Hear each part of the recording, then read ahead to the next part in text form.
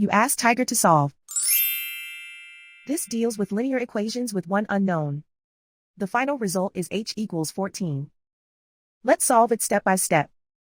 Simplify the expression. Expand the parentheses. Multiply the coefficients.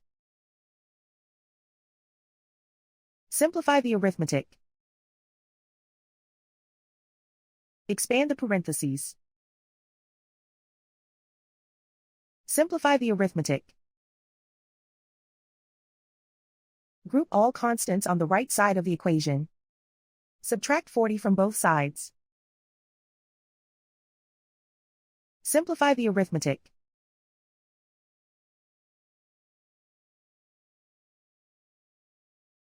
Isolate the h.